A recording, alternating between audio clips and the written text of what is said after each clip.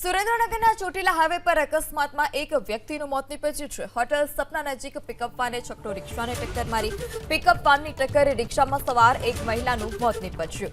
રિક્ષામાં સવાર અન્ય 6 મુસાફરને ગંભીર ઈજા થઈ। અકસ્માત સર્જી પિકઅપ વાનનો ચાલક ફરાર થયો। અકસ્માતમાં ઈજાગ્રસ્તોને સારવાર માટે રાજકોટ ખસેડાયા છે। મૃતક મહિલા ચોટીલા પાલિકાના સદસ્યના ભાભી હોવાનું પણ સામે આવ્યું। પોલીસે અકસ્માત સર્જનાર પિકઅપ વાનના ચાલકની શોધખોળ શરૂ કરી છે। संवाददाता जिग्नेश फोन लाइन थी जोड़ाई चुक्या है। जिग्नेश, गमगफार अकस्मात इजाग्रस्तों की શું हालत છે? जी, सुरेन्द्रनगर ચોટીલા નેશનલ હાઈવે ઉપર અનેક વાર આવા અકસ્માતો સર્જાતા રહે છે।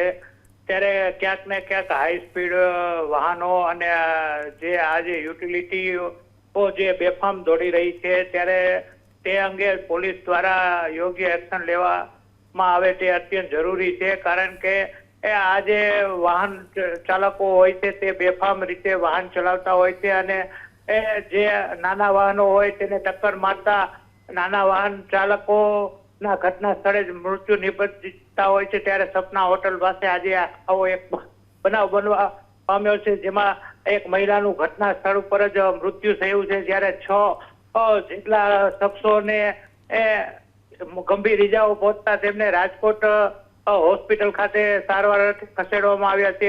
આ સમગ્ર મામલે પોલીસે હાલ તો અકસ્માતનો ગુનો નોંધી આગળની વધુ તપાસ હાથ ધરી છે। જી જિગ્નેશ, સમગ્ર માહિતી બદલ આભાર।